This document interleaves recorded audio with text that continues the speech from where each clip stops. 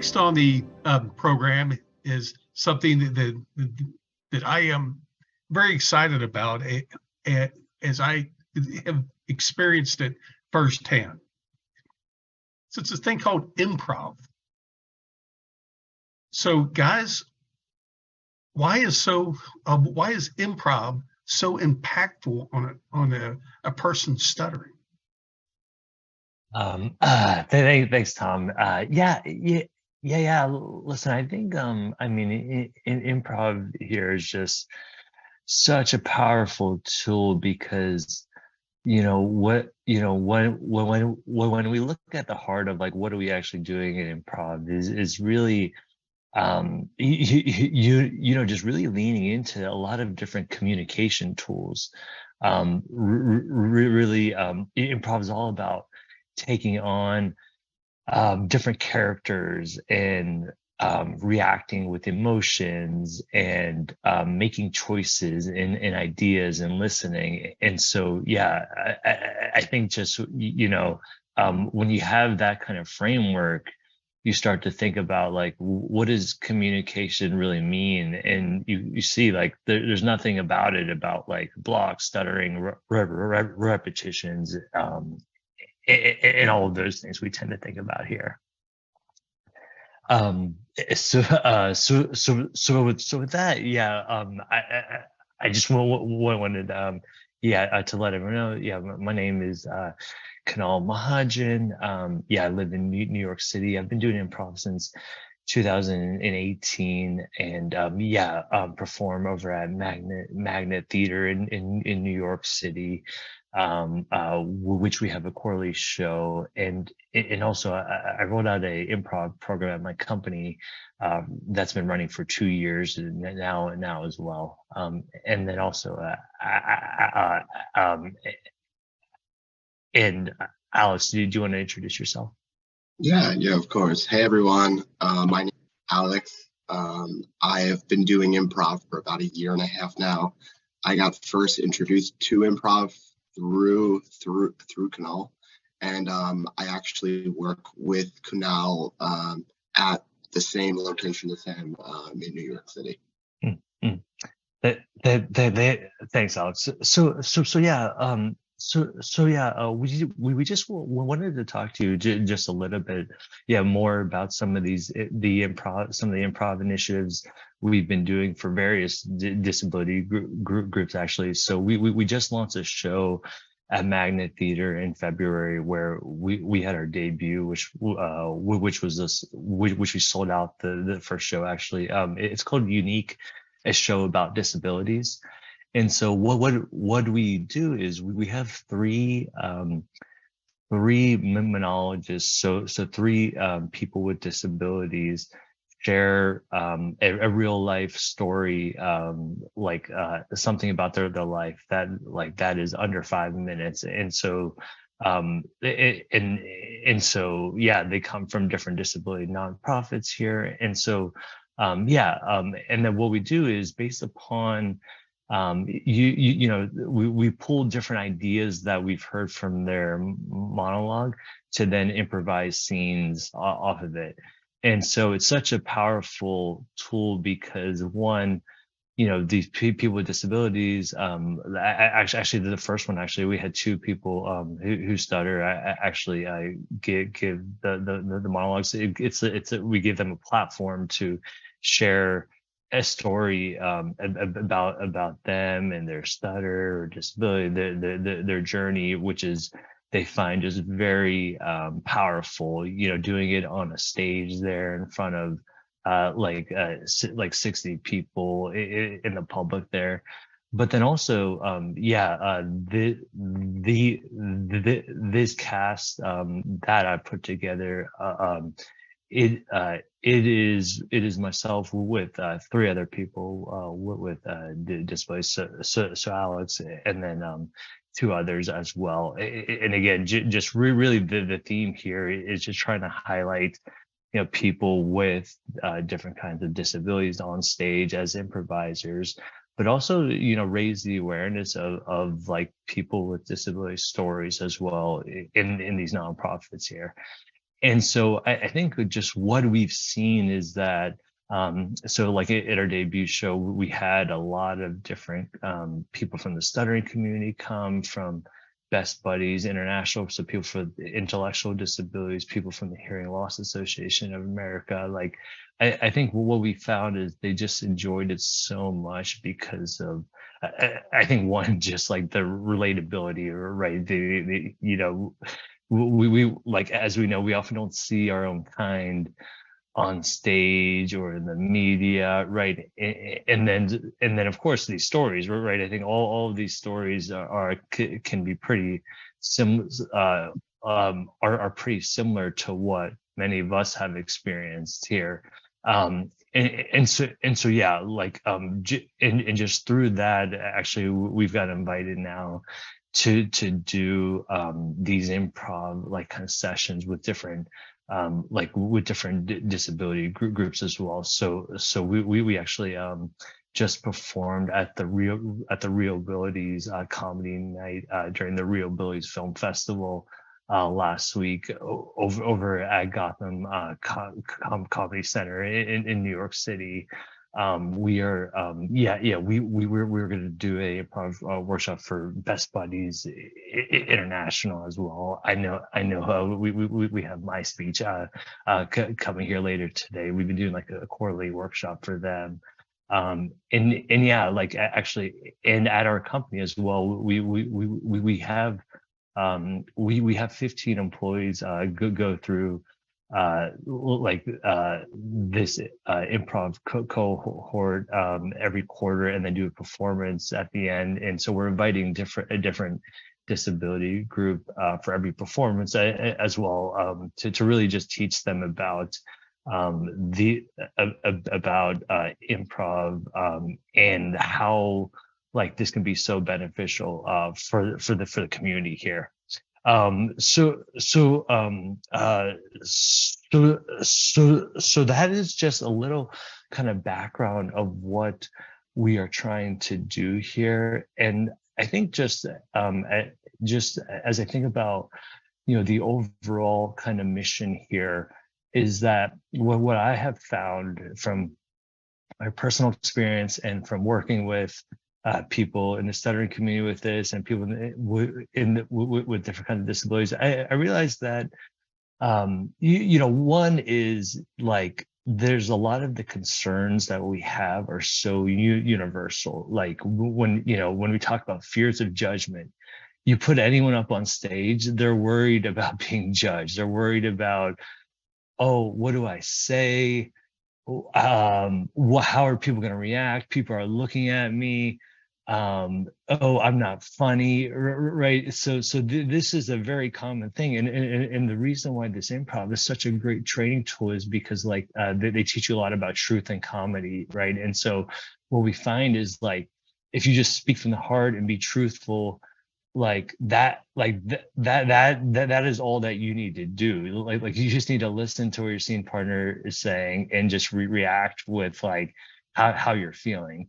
And so it takes that repetitions to do that, to start to see like, oh yeah, like, people aren't judging me because of like how I sound, or like this wasn't funny, or like I said the wrong thing, right?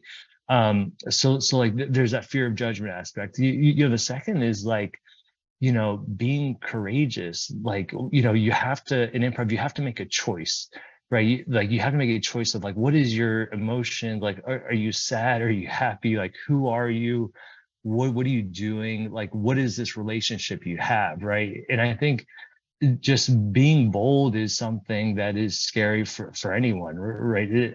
Especially like in improv, because there is no right answer. But I think that is something else. Like when I think about a lot of these disability groups we worked with, it's a lot of times it is kind of like, yeah, they're a little bit uncertain. Maybe they see themselves as more introverts, or right, they're not someone who have seen to be able to take strong choices or like have like leadership traits, right? And so again, it's like when what resonates with the audience is like you actually making a choice and being bold with like who you are, like you start to like embrace that, and then what happens is like, and I've seen this subconsciously after doing improv for 5 years now, is like it starts to relate to other aspects of your life. You got some tough situation at work and you're kind of like, all right, yeah, like, okay, I'm going to do that. Right? You don't even recognize it starts to happen. But like, when you've done so many scenes and did so many situations on stage, like the confidence starts to build up.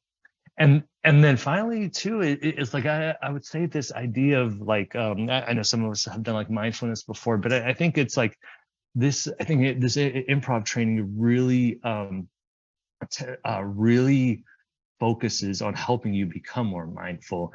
And this is so important, I think, especially from the stutter community, because I feel that for many of us, like we're not listening. We're thinking about what is the other person gonna think about what we're saying, like, or like, if they're talking, we're thinking about what we're gonna say next, right? Like that's not being mindful, right? And so I think just again having that perspective of like, really learning about these skill sets of like how to get over those fears of judgment, how to be more courageous and bold, how to be more mindful.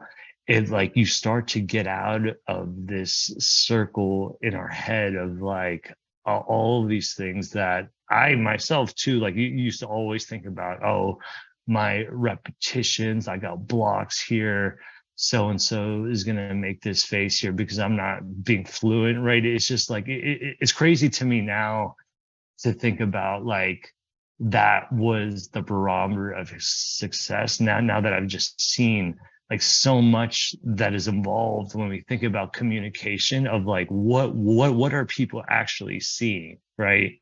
So yeah, I will stop there. I just wanted to see though first, like if there's any questions, and then after that, I had some exercises that I wanted to do with the group, but I think we got about 8 minutes. So yeah, does anyone have any questions before we kind of run through some of these exercises?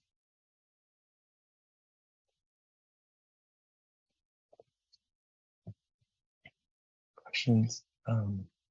So when you're ready for the exercises, maybe we can move you to a breakout room so you don't have a time constraint, and you guys could sure just do it through the whole thing. That's what you guys want to do. Sure. We could go however you want to do it. Sure. And then does anyone just and then something else too I just want to share is that I am not someone who was ever like, oh, I love attention, I need to be an actor, like I'm into theater, like that was never me. Like I was like a jock, I'm a I was always a sports guy. Like I wasn't into this arts and acting and drama or musical theater, like what, like I've never been to that, right? And so I think what I found though, it's crazy. It's like, again, like anything, you do it enough, you start to develop the skill sets there. And like now, so like I've done a lot of musical improv now, which is where you're improvising scenes and you're making up songs and dance moves at the same time. So again, like I'm not a dancer at all. I have no singing voice, right? But again, they're just, again, these ideas of like, the first thing they teach you is like, it doesn't matter whether you sing well or not, but it matters whether you sing confidently. And it's the same thing for all of these scenes. Like if you're leaning into these characters, like that is what people see. And I think that's the same thing anytime you communicate, whether it's like in an interview or a presentation, right? It's like, how are you actually coming off, right? And so, like, I mean, they teach us a lot too in improv about like playing different status characters as well.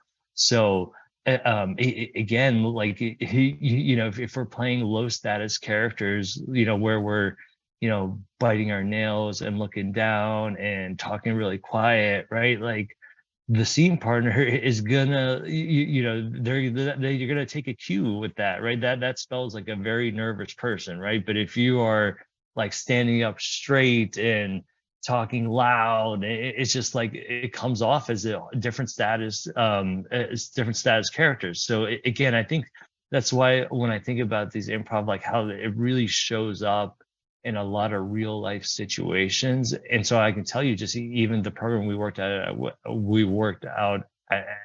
work, like it's all about, it's called utilizing improv to find your voice and build your leadership skills, because like that, like this is, it's such, it creates so much more for people, that like it, like in a much different way than like what, you know, they can imagine learning from some kind of book, or like even just from some of the kind of traditional kind of training that many have been through. Like it's all well and good to know that, yeah, like we got to accept ourselves, but it's you sometimes need some kind of you sometimes need to go through the motions of like seeing yourself in these situations and seeing that, like, yeah, it was all right. Like I was able to get through that. Like, and also too, you know, when I see now these people with disabilities who realizing like, yeah, they are funny. They are,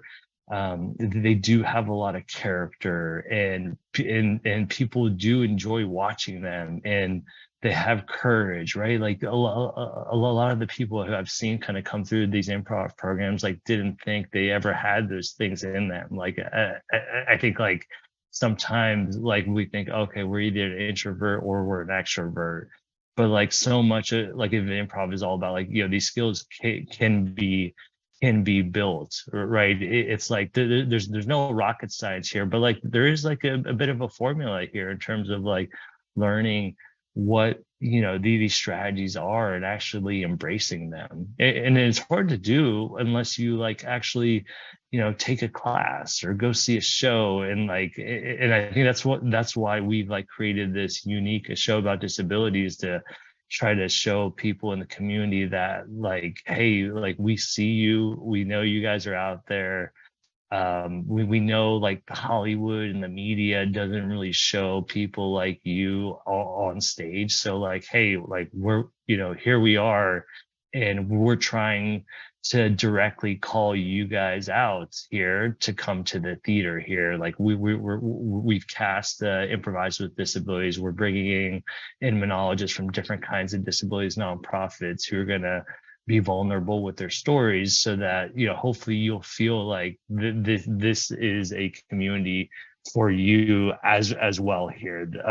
And like this isn't some kind of, oh, hey, you know, I didn't study musical theater or go to acting school, or like I'm not a good singer or like a performing artist, right? Like you don't need to be any of those things. Like I've been like in investment banking for 15 years, right? I've never even seen a musical.